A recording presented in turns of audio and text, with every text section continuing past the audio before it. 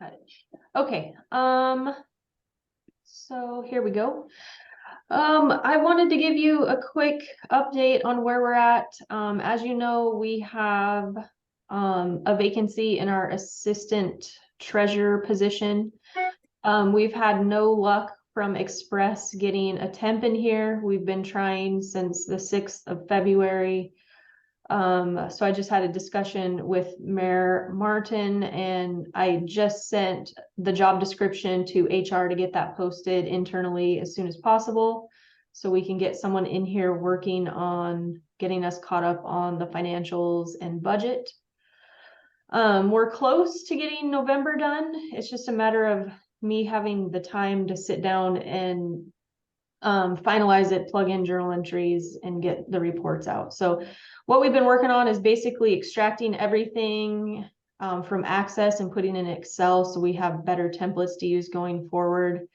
And we'll get that system set up for whoever fills that position, for them to succeed and not have to use Access, which is what the current system is in. So I don't have any further updates on that.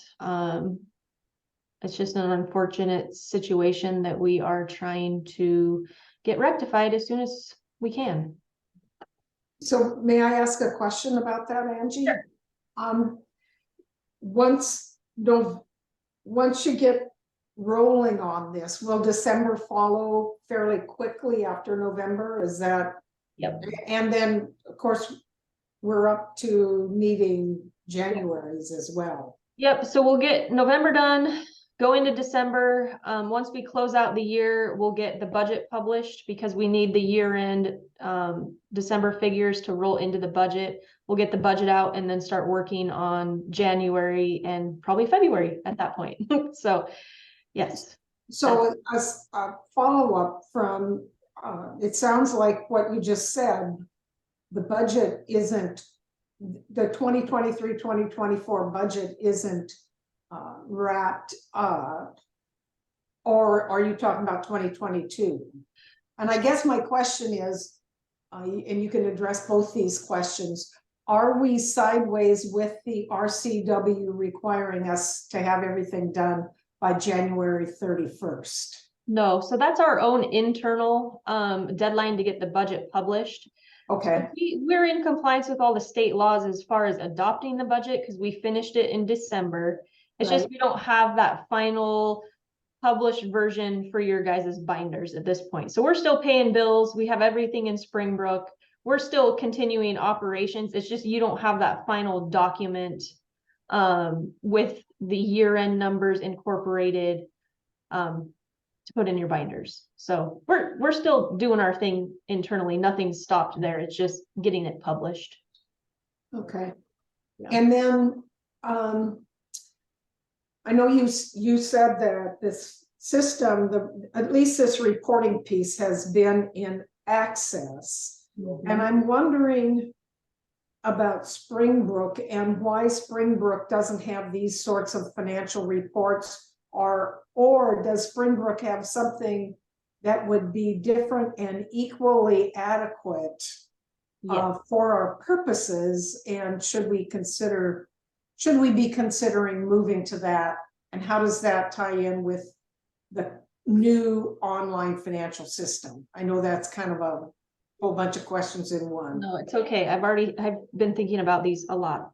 So Springbrook does have a bank reconciliation module that I added to the budget, because I've been planning on doing some, we knew he was going to retire at some point, so I've been doing some planning to kind of figure out where to go from there. I just didn't know it was going to be so sudden. But there is a bank reconciliation module in Springbrook, and that was my first thought, was let's try that. Well, when I went in there, unfortunately, everything's accumulated in there since we converted to Springbrook in 2010. So we would have to go in and clear out everything that's cleared the bank since 2010 to even get started using that module. And in an effort to just get us current, we decided I'm just going to do everything in Excel for now. And maybe when we have a permanent replacement, we can consider going back to the Springbrook. But right now, we just need to get it done. So I felt the fastest way to get it done was just start in Excel, get us caught up. And then I also want to look at a new budget software for the next budget, 2-year budget too. So it's just a matter of getting us caught up, getting someone in there with, you know, at least a few months under their belt before I start saying, let's start looking at using Springbrook. Let's start looking at a new budget system. It's all gonna happen. It's just not gonna happen right now. We just need to get caught up first. Right, okay. So Angie, I have a question, and that is, what's the advantage of going to a new budgeting system? Our current budget system's all in Access as well. And what I want, yeah, what I would like is, and you know, I haven't sat down and looked at options, but what I would like is like a live, like you can go online and pop up our budget and it's up to date at any minute. Cause right now Access, we do the budget and then we have budget amendments. And basically after we do our first budget amendment, that binder that you guys have is wrong. Right. So I would rather have a system that's up to date with each budget amendment we do, that you can go online and look at it and say, okay, you know, we adopted this budget, but it's been amended 6 times. So here's where we're actually at. So that's kind of what I'm hoping for, is to get us more into a current, like there's so many things we can do online now and so many better tools that we can use. So that's the vision I have and where I'd like to see this go. Just so you guys have an up to the minute budget anytime you want it online. And so would the public at that point. I'm confident that if it's out there, you'll be able to find it. Yeah, I haven't looked, but it sounds good in theory, right? Yes, yes. Angie, when you start looking, take a look at what Redmond does. Okay. They have a really user-friendly, public-facing Mm-hmm. system, budget system, where people can actually go in and say, I want to see what the finance department system budget is, or pretty much anything. Yep. That's exactly what vision I have. Yeah.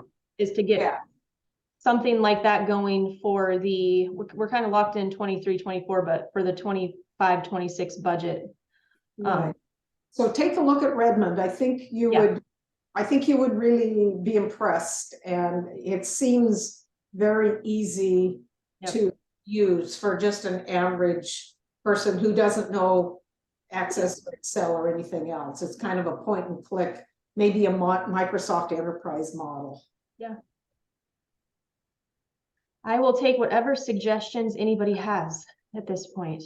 It's all going to be new, and I want it to be better and easier for everybody. So, well, it can't be any more challenging than what it is right now. No more paper. Yeah.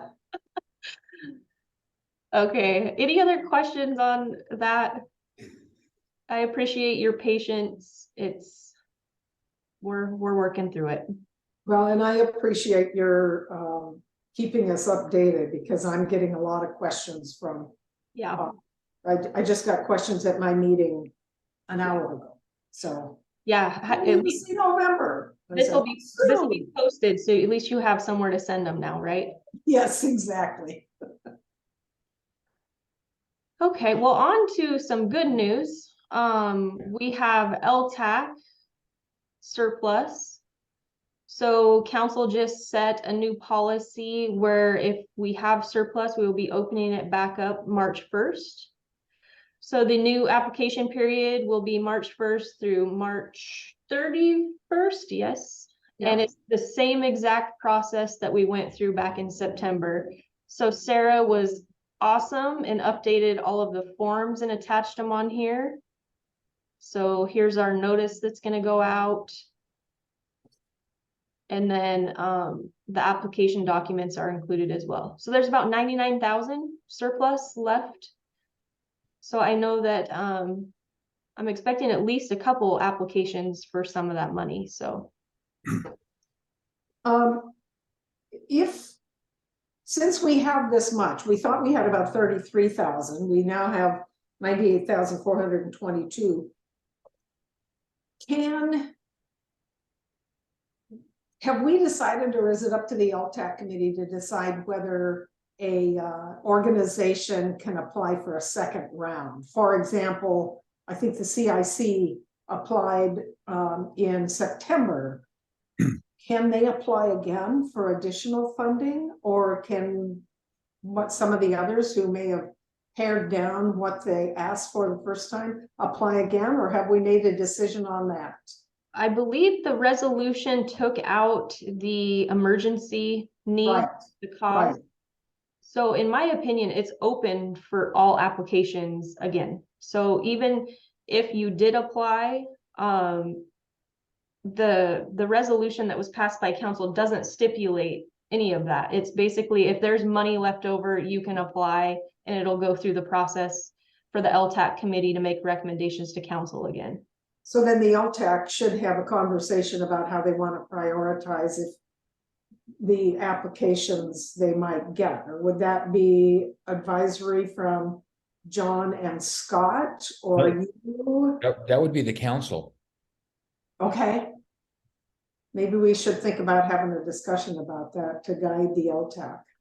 Yeah, so what'll happen is LTAC will meet, they will listen to everybody's applications, and then they'll go through and decide on, you know, we want to recommend that council approve X amount for Coastal Interpretive Center. And then that'll go to council, just like the usual process. So my input would be that the LTAC committee is skilled and knows what they're doing. They will take into consideration the things that Catherine just said. I'm positive. And the role of the full council would be, if you didn't like the fact that they awarded certain grants to certain places, that you would vote no. But I do believe that they would prioritize new applicants over applicants that already received a lot of money. One would hope. I would hope that would happen. Yeah, I'm in very the, confident. in the end, council gets the decision too. Exactly. If council doesn't agree, it goes back to the committee to work on it some more. Exactly. So it's good news. I mean, there's extra money. The 33,000, Catherine, you mentioned earlier, was just based on budget. So I was Right. able to roll in, because at the time we did it last, I think we had numbers through October.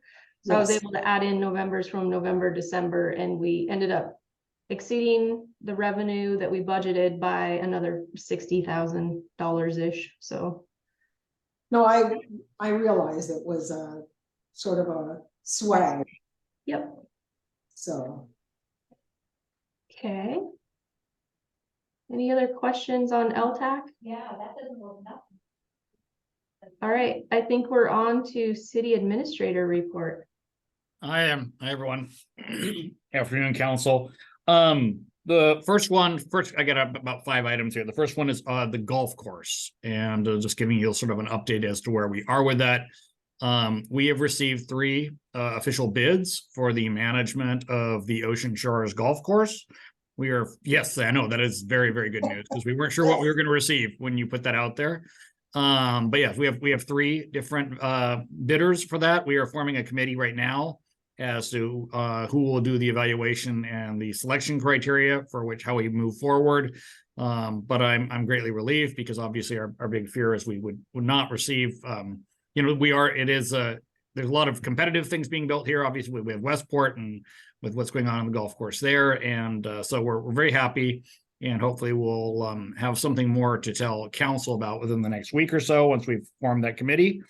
Crosswalks, Roglands is now in a place where they can start the work on that. And so we hope to have the Crosswalks project begin somewhere in the spring, when we get slightly better weather than what we've had this week. Speaking of weather, another item to discuss is our erosion study that we are still in the process of doing. They were going to send out last week and then this week again, a drone to sort of map the erosion down everywhere from the jetty all the way across Oi Hut and down to the marina. And we have now to postpone that twice because the weather has been so terrible. We cannot get a drone out there to mark that. But I'm really curious. I almost have a feeling if they would have done it 2 weeks ago and they showed it to us now, we would have more erosion than we had 2 weeks ago, just based on the enormous king tides that we've had and the high winds. So I'll let you all know more when we get that mapping done. With Tesla, just an update. So the city has completed, its agreement with the charging center. They're doing all of their internal work now. So they're making sure they have all their environmental permits. They've been in touch with the Grays Harbor County PUD. We're really just kind of waiting on them for next steps, but when they're done with all of their internals, then they'll move forward on it. They're actually optimistic this could be one of the faster ones they've ever done before. They think that the site location is just sort of perfect, that what they would have infrastructure-wise would be ideal, but we'll see that when we break ground, but it still is our hope to break ground sometime in the summer and getting that Tesla charging station in. So that would be fantastic. And remember, if you can give us a date, the Tesla Club wants to come down and. Yeah, I get it through all their own internal reviews first. Yeah. But yeah, I absolutely will. No, we will make a big event of it when they actually are ready to sort of break ground. I promise. That's a big thing for Ocean Shores, and we need that charging station. So it's great. Thanks. And if the city ever has to start moving toward electric vehicles, and at some point in the future, we will kind of have to do that. I know you sent me the wax that were involved in that, Catherine. It would obviously be another place to have a charging station for us. So that would be great. Yeah. The other was Citizens Academy. We're in the process of finalizing what the application process will look like for Citizens Academy. The mayor and I and Keitha will be having a meeting shortly, and then we hope to launch that. But it's going to be, I think, a great service for our citizens who just want to know more about city government, how the city functions, how it actually operates, what its various departments do. We will have all of that. And then the mayor and I are still, lastly, in kind of conversations about how we would bring in the Public Works Committee back. We're looking into doing that. So somewhere in March, we'd have Public Works Committee meetings again, but just, how we're going to do it. There's some logistical issues we got to get ironed out, but that's pretty much it for me. If you don't have any questions. Isn't the Public Works Committee scheduled to meet this Thursday? No, that was canceled off the books. Yeah. Oh, it's canceled. So that was canceled. So we will figure out sometime in March how we can do that. Okay. Ideally, I'd also like to get our new project. That's the other thing. I don't know. You probably know this, but we do have a new project manager that we have made a formal offer to. She has accepted that offer. She will be the project manager at Public Works, but she will not be starting until the 16th of March. When will we know who this is? I don't think it's a secret. We could probably make that announcement as to who it is, but they can't start until March 16th. Yeah. I don't have the HR file sitting in front of me. I would wait till the papers are actually signed. Okay. And Citizens Academy, didn't I read that the application opens Monday? I believe it opens next week. It could be Monday. I can't remember off the top of my head when, but I know they're opening it shortly. I thought I read. And I know that classes will be held, just so everyone knows, classes from 10 to 1, starting March 17th. Right. So, yeah, and I said registration opens February 24th. So Right.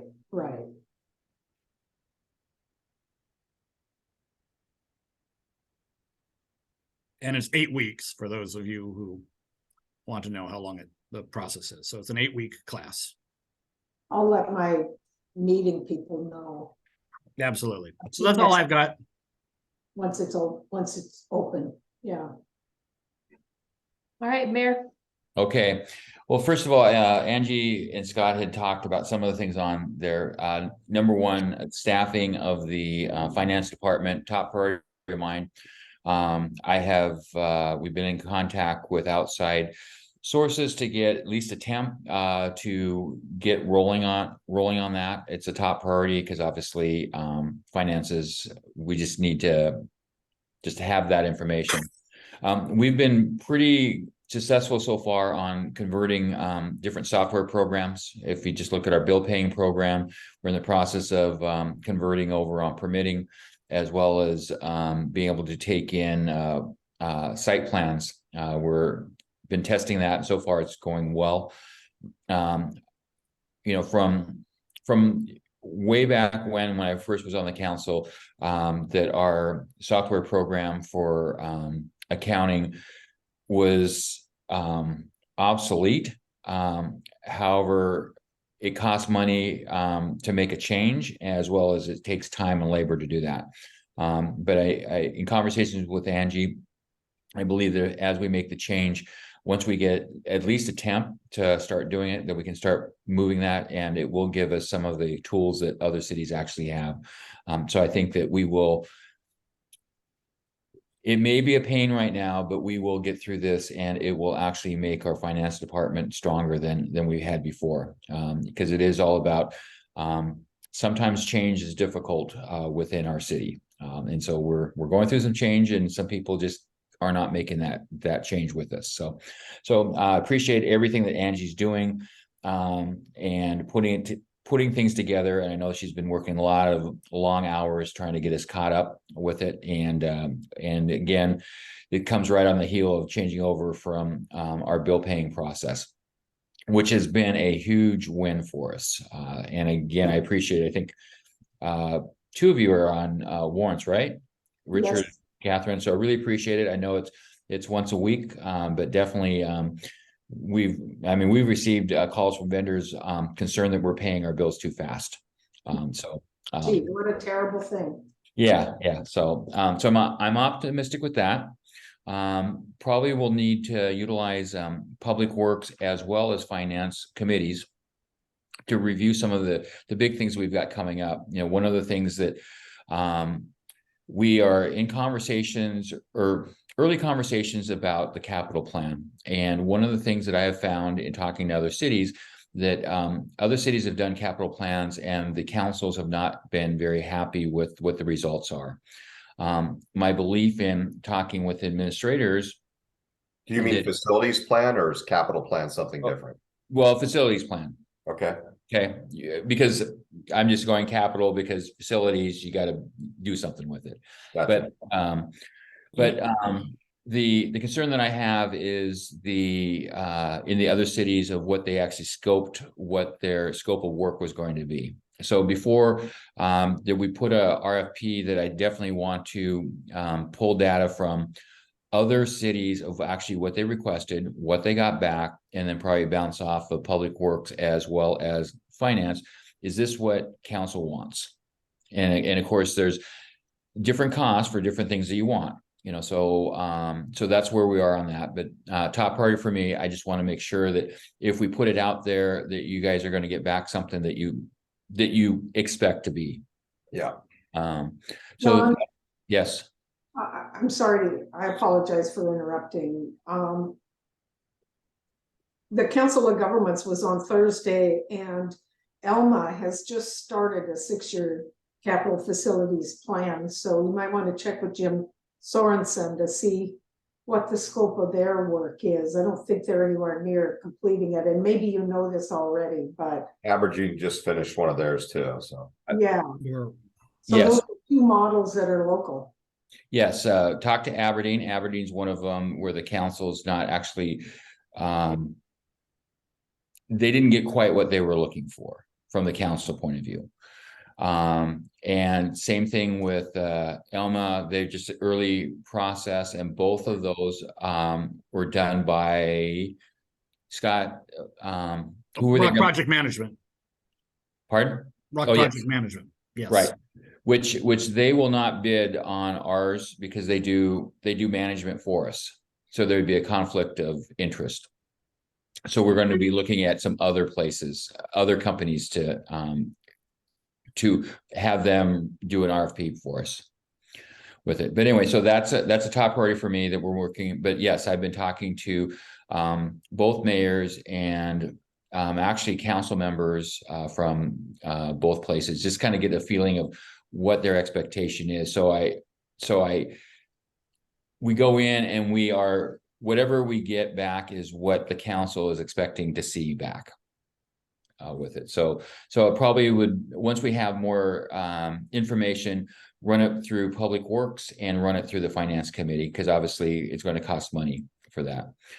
I'm also in the process of looking to see whether or not we can put on, I want to say retainer, but that's not really quite the right statement.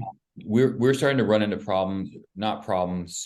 we're running in some difficulties with environmental issues of what we can do and what we can't do. And we don't have on staff anyone that has that quality of the details of, for instance, what can we actually do to prevent erosion? What can we actually do when it comes to the fresh waterways? In the past, we have piecemealed out the projects to whatever the project managers are.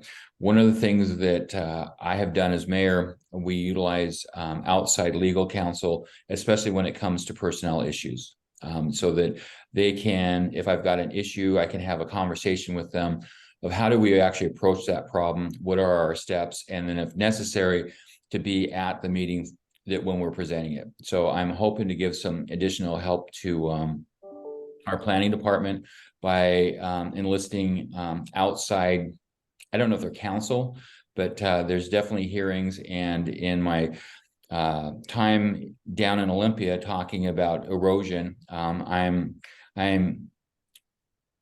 really clear that we are, they're not listening to what our issues are, and they're not giving me a path forward of how to resolve that. So I think that I need to get a higher level of support. Environmental consultant?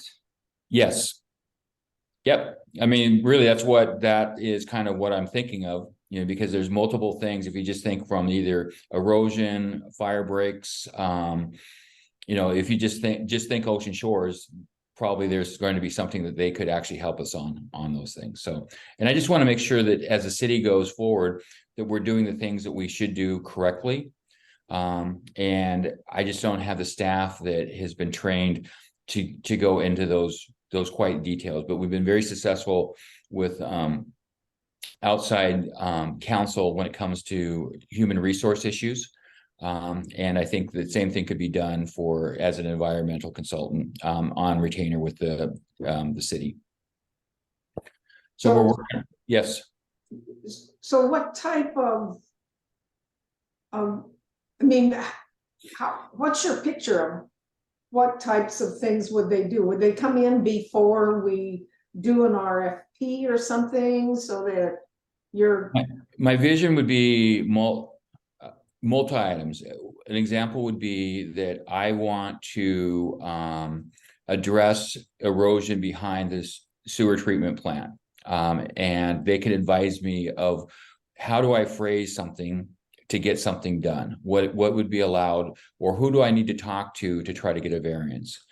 If I want to see if there's a possibility for us to trim the bushes behind hotels, who do I talk to? What could we possibly do? If I want to fix Mariner Court, who do I talk to before I go to the hearing examiner?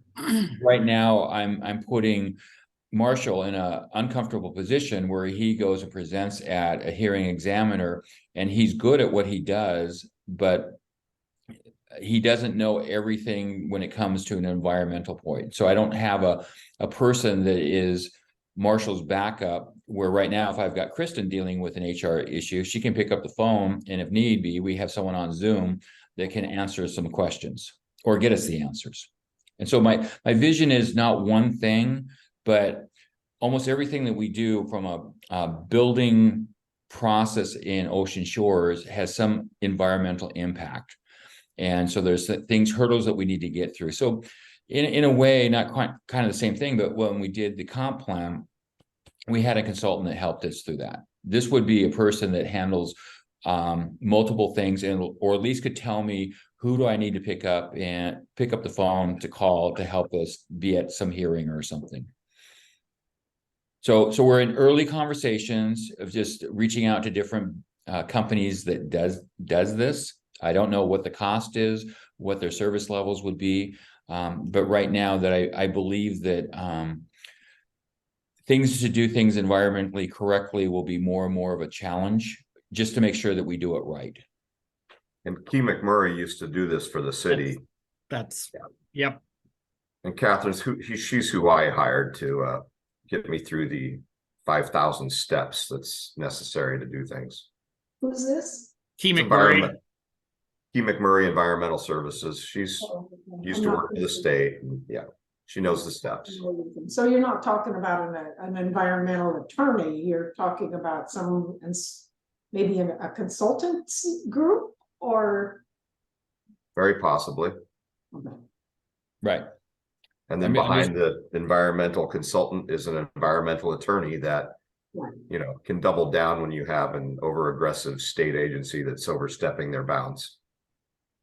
And I do believe that for us to deal with erosion, that I'm going to need somebody to do that, because I do believe that so far the state agencies are not supportive of what we would like to do to prevent erosion. Their Well, answer is I- no to absolutely everything. Correct. Why you need the consultants to say, no is not the correct answer. You do this and this, and this is the pathway.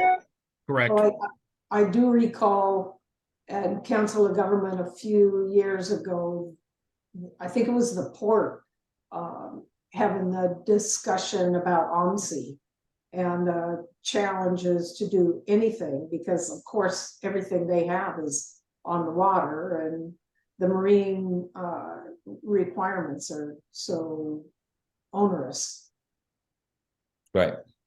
So I'm working on that. And once we have, again, a better understanding of what the cost is and what they could do for us, I may be back asking the council to maybe take the money that we have set aside for an internal position to move it to a consulting position.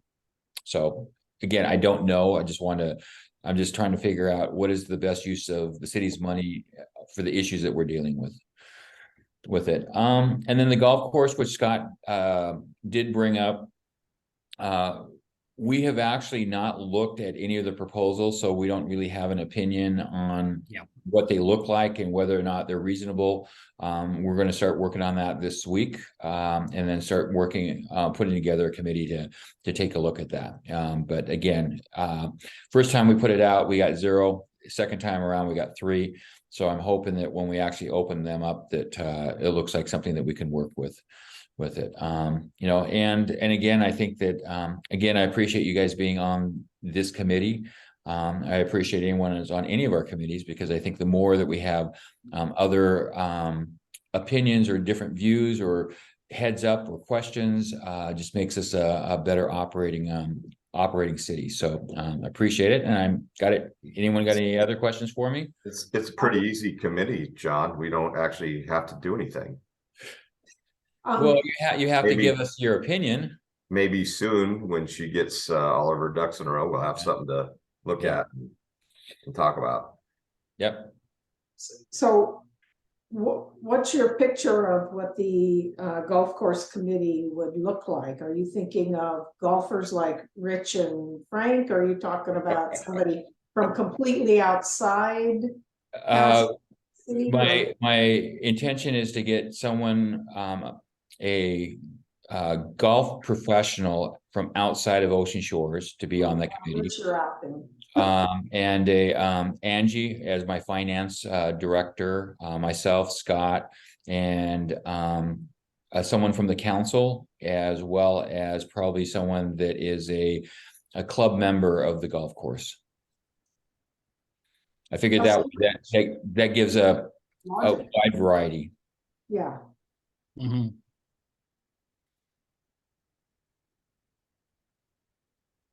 Okay, that's all I got. All right.